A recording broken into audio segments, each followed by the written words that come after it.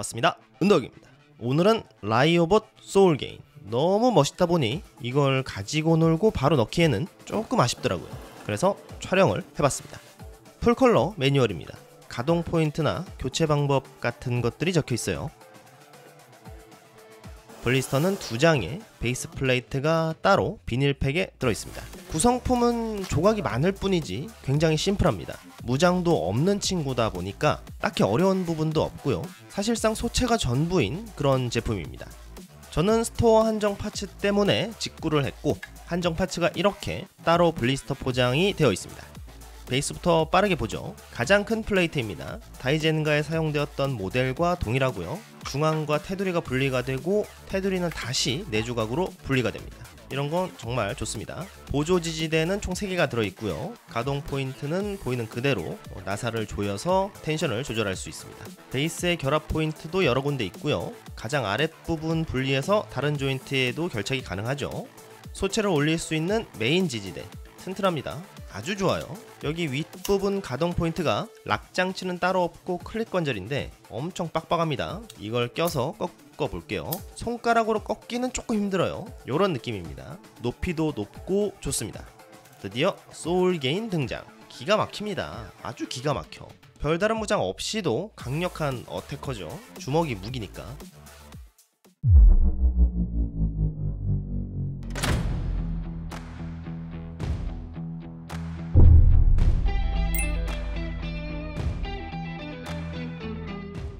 전체적인 느낌은 탄탄한 실루엣이 강하게 느껴졌습니다. 어딘가 좀 무섭게 생기기도 했는데 큰 주먹과 균형 잡힌 상하체 비율을 통해 이거 강한 녀석이다 라는 인상이 바로 느껴졌고요. 전신에 박힌 녹색 구슬이 정보량을 채워주면서 푸른색의 단조로움을 다채롭게 만들어주고 있습니다. 뒷모습도 떡대가 대단하네요. 전반적으로 각진 디테일을 강조한 상체에 비해 하체는 둥근 포인트들이 여럿 보이죠. 기동성이 중요한 기체다 보니 스러스터 디테일이 여기저기 눈에 띄고요. 특히 어깨 사이로 드러나는 투구의 뒷모습이라고 할까요? 저 실루엣이 정말 기가 막힙니다.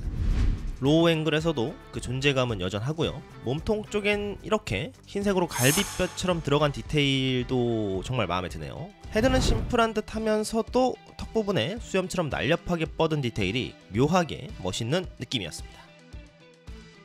다음은 가동 포인트. 가동하기에 앞서 걸릴만한 파츠를 제거하겠습니다. 뿔과 팔꿈치 칼, 그리고 주먹을 제거해 주겠습니다. 손가락은 전지가동 손이에요. 아주 잘 움직이고 체감상 다이젠가 때보다 더 좋아진 느낌입니다. 손바닥에 디테일 있고요. 좋네요. 뿔을 떼어냈는데 다시 달려있는 건 제가 다시 찍었기 때문입니다. 이슈가 있었거든요. 헤드 가동 범위 처음부터 깜짝 놀랐습니다. 숙여지는 범위가 예사롭지 않았거든요. 투구 뒤 아래쪽에 걸리는 건 어쩔 수 없는 부분이긴 한데 그래도 충분히 위를 올려다보는 느낌이었습니다. 회전 걸리는 거 없이 깔끔하게 돌아가고요. 좌우 스윙 볼 조인트로 인해 가능합니다. 어깨 외장은 올리고 바깥에 있는 외장까지 한 번 더 올릴 수 있습니다. 덕분에 팔을 충분히 들어 올릴 수 있죠. 팔 돌리기 아무 문제 없고요. 윗팔뚝 뻑뻑하지만 돌아가긴 합니다. 팔꿈치 아래에서 전환 회전 가능합니다. 주먹에도 회전 가능하고요. 팔목도 위아래로 꺾는 것이 가능합니다. 그런데 이거는 교체용 주먹에는 안되고 전지가동 손만 됩니다. 팔목 가드도 움직이고요. 팔꿈치 접다가 이렇게 빠질 수 있습니다. 엄지 위치를 잘 보시고 저기를 잡고 움직여야 됩니다. 이 정도면 끝까지 다 접혔다고 볼 수 있죠. 다시 펴주고 몸통과 어깨 사이에 측면으로 뽑아낼 수 있는 포인트가 있습니다. 이렇게 앞뒤로 가동폭을 더 얻을 수 있는데 이게 다가 아니라 팔을 뽑고 아까처럼 팔을 옆으로 들어 올리면 더욱 다이나믹하게 팔이 올려집니다.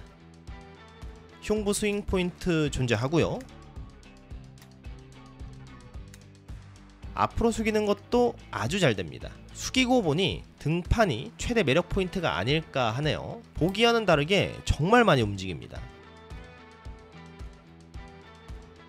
허리 돌리기는 뭐 거의 300도 정도는 돌아가는 것 같네요. 기가 막힙니다.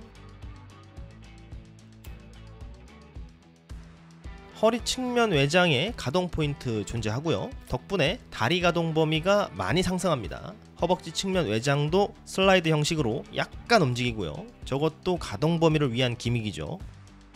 들어올려 보면 많이 올라가는데 아까 봤던 허리 측면 외장을 치워주고 들어올리면 더 올라갑니다. 뒷다리도 마찬가지고요. 놀라운 건 고관절에 별다른 관절이 없이 그냥 하나의 관절만으로 이렇게 가능하다는 겁니다. 외장에 간섭이 없다 하더라도 이 정도까지 되는 경우는 드물거든요. 그런데 상대적으로 옆으로 벌리기는 조금 부족해 보입니다. 그렇지만 사실 어떤 포징을 하든 간에 저 정도 이상으로 벌릴 일이 없긴 하니까 일부러 저렇게 만든 것 같기도 해요. 허벅지 회전 포인트 있고요. 무릎에는 유일한 라쳇 관절이 들어있습니다. 라쳇은 약한 것도 아니고 그렇다고 엄청 강한 것도 아니었습니다. 발목 가드 앞뒤로 따로 움직이는데 어느 정도 제한 범위는 공유하는 것 같습니다. 앞꿈치 따로 가동되고요. 발목 회전은 걸리는 부분이 있지만 충분합니다. 제가 가장 중요하다고 항상 언급하는 저 발목 안으로 꺾는 포인트 진짜 대단합니다. 뭐랄까, 센티넬이 가장 진보된 기술을 가지고 있는 건 아닐 수도 있겠지만 가장 효율적으로 제품에 접목시킨다는 건 제가 강력하게 언급할 수 있을 것 같네요. 이제 파츠를 한번 살펴볼까요? 주먹을 빼보겠습니다. 주먹입니다. 거의 유일한 무장이라 할 수 있죠. 이제 또 손까지 뺄 수 있는데 잘 보면 모양이 있어서 맞는 위치에 결합해야 하는 구조입니다. 그래서 회전하기 위해 손 안에 회전 포인트가 따로 있습니다. 주먹손이 액션손으로 들어가 있습니다. 주먹 정도는 진짜 넣어주는 게 맞죠? 아주 좋습니다. 전지가동손과 비교. 주먹손은 손목을 꺾는 건 안 되지만 주먹을 돌릴 수는 있습니다. LED 주먹입니다. 주먹손과 완전 동일한 구조입니다만 투명 파츠다 보니 파손에 주의해야겠죠. 나름 밝습니다. 세 개 동시에 비교. 묘하게 전지가동손이 좀 더 큰 느낌입니다. 팔꿈치 교체용 긴 칼입니다. 정식 명칭은 송호각인데 유체 금속이라 길이 조절이 가능하다는 설정이죠. 기본으로 동봉된 교체용 팔입니다. 설정으로는 이제 오른팔이 파괴되어 수리를 받아서 이렇게 강화되었다는 설정입니다. 주먹 교체 동일하게 가능하고요. 팔꿈치 칼날도 똑같이 교체가 가능한데 여기는 작은 게 하나 더 들어있어요. 길이 자체는 흰색과 동일합니다. 그런데 조인트는 서로 달라서 바꿔 끼는 건 안 돼요. 덮개를 교체하는 것으로 로켓 펀치처럼 주먹을 날리는 기술을 재현할 수 있죠. 물론 이건 바뀌기 전 손도 가능은 한데 이쪽은 날개가 생기면서 외형이 변한다는 차이점이 있죠. 교체할 땐 저 녹색 구슬을 따로 빼야 한다는 게 너무 킹받는 부분입니다. 자석으로 할 수 없었을까 싶네요. 가능할 것 같은데 이때 제가 저게 날아가서 진짜 3시간 정도 장식장 이동하고 저거 찾느라 엄청 고생했습니다. 찾아서 다행이에요. 다음은 센티넬 스토어 한정 주먹입니다. 이쪽은 왼팔인데 츠바이저 게인이라는 기체의 왼팔을 가져다 붙인 겁니다. 조인트 자체는 동일해서 다른 주먹이랑 호환은 됩니다만 손가락의 디테일이 달라서 어울린다? 이런 느낌은 아니에요. 나머지 파츠들은 저 이제 초록 구슬을 빨간 걸로 바꾸는 그런 매우 귀찮은 그런 파츠입니다. 자, 그럼 이제 포징 해보면서 한번 놀아볼까요?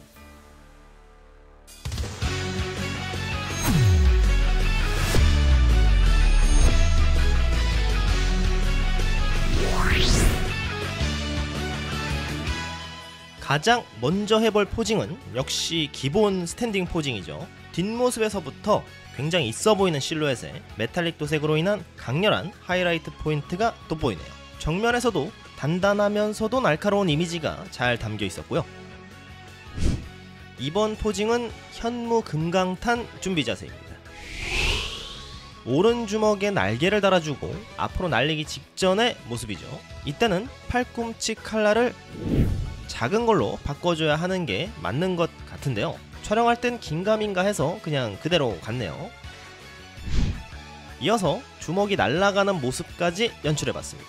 베이스 조인트가 3mm가 아니라서 제가 가진 투명 베이스에는 적용이 안 되더라고요. 거기다 이번에도 부스터 이펙트는 들어있지 않네요. 구조상 충분히 넣어줄 만한데 왜 안 넣어주는 걸까요? 아쉽습니다. 다음은 왼팔을 특전 파츠로 교체한 뒤 주먹을 내지르는 포징을 만들어봤습니다.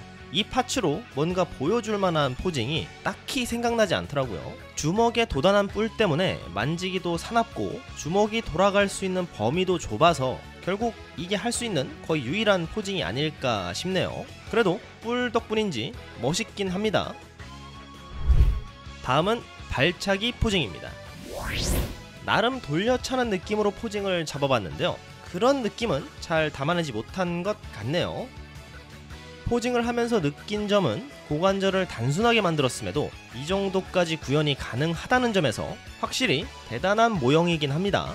여기서 단점 하나를 언급하자면 허리 뒤에 조인트가 튀어나와 있는 구조라 무게중심이 틀어졌을 때 베이스 위에 그대로 올라가지 못하고 이렇게 돌아가 버리네요. 각도가 필요한 포징은 상당히 제한적일 것 같습니다. 다음은 공중에서 다시 자세를 바로잡아 봤습니다. 라고는 했지만 사실 발차기 포징에서 다리만 다시 내린 거죠. 다음은 착지 포징입니다. 이 포징은 기린의 마지막 포징이죠. 슈퍼히어로 랜딩과 거의 흡사한 자세입니다. 가동의 척도를 직관적으로 느낄 수 있는 가장 대중적인 포징 중 하나죠. 이 자세가 된다는 것만으로도 가동에 있어서는 검증이 끝난 거나 다름없다, 그렇게 말할 수 있겠습니다. 다음은 장풍을 쏘기 전 에너지를 모으는 동작입니다. 근데 제가 실수를 하나 했네요. 사실은 왼팔을 바꾼 상태에서 했어야 했는데 그냥 주먹만 바꾸고 포징을 잡아버렸습니다. 여기서 손바닥에 연결되는 이펙트 파츠 같은 게 하나쯤 있었다면 진짜 엄청 좋았을 것 같은데요. 아쉽습니다. 그리고 이어서 장풍을 발사해야겠죠. 장풍류 기술에는 청룡과 백호 두 가지가 있습니다. 청룡 같은 경우는 몸을 앞으로 쭉 내밀면서 무게중심을 실은 아도겐 계열의 동작인데요. 그 포징은 잘 안되는 것 같아서 여기서는 백호 포징, 가슴 앞에서 근거리로 장풍을 터뜨리는 그 자세를 취해봤습니다. 다음은 LED 주먹을 장착시켜봤습니다. 설정상 손바닥에 특수한 에너지를 응축시킨다는 설정인데요. 실제로는 그냥 주먹이 빛나는 거죠. 조명을 켜보면 이런 느낌입니다. 사실 주먹만 켜선 이 느낌이 안 납니다. 앞쪽에는 약하게 전면 조명을 켜줬고 뒤에는 파란 조명을 쏴준 상태입니다. 그냥 켜면 주먹만 둥둥 떠 보이니까요. 이건 참고해주세요. 그리고 이 제품의 또 다른 기믹, 블랙라이트를 쏴주면 저기 녹색 구슬 부분이 형광색처럼 색이 확 변하는데 블랙라이트 자체가 약간 보라색 느낌의 조명이라 다른 부위까지 색이 변하는 모습입니다. 빨간 구슬, 파란 구슬 전부 다 색이 변합니다. 다음은 팔꿈치에서 칼날을 길게 뽑아내는 포징입니다. 이때는 엉덩이에 힘을 주는 듯한 자세로 연출되죠. 상체가 워낙 크다 보니 전체적으로는 힘자랑을 하는 듯한 인상이네요. 마지막은 위로 솟아오르며 수직으로 베어내는 포징입니다. 키린의 마지막 공격 포징이기도 하죠. 그런데 이 포징 아무런 무리 없이 그대로 연출됩니다. 놀랍습니다. 이쯤 되면 더 이상 할 말이 없네요. 퍼펙트라는 단어가 딱 어울리는 그런 로봇입니다. 총평하겠습니다. 오늘 살펴본 센티넬의 라이 오브 소울 게임 정말 기가 막힙니다. 조형, 채색, 역동감 뭐 하나 빠지는 게 없어요. 말 그대로 만점짜리 로봇입니다. 굳이 아쉬운 점을 꼽자면요, 팔꿈치에 라쳇이 없어서 포징할 때 살짝 고생했습니다. 팔꿈치도 그렇고 팔 돌리기도 그렇고 관절이 너무 짱짱해서 잘 안 돌아가는데요. 잡고 돌릴 수 있는 부분이 윗팔뚝 뿐인데 그게 또 어깨 외장에 가려져 있어서 손대기가 꽤나 불편했어요. 그리고 팔 쪽에 붙은 구슬 파츠들이 툭툭 빠지는 것도 별거 아닌 듯 하면서도 매우 신경 쓰였습니다. 하지만 이 압도적인 프로포션과 작중 모션을 거의 그대로 구현해내는 포징력은 진짜 와, 이보다 더 잘 나온 소울게임이 당분간은 없겠구나 싶었습니다.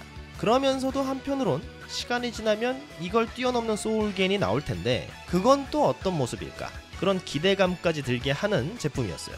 특전 파츠는 개인적으로는 없어도 그만이라 생각하고요. 일반판으로 적당한 매물만 찾을 수 있다면 충분히 대단한 만족감을 얻으실 수 있을 거라 확신합니다. 오늘 영상은 여기까지. 시청해주셔서 감사합니다. 그럼 가보겠습니다. 은덕이었습니다.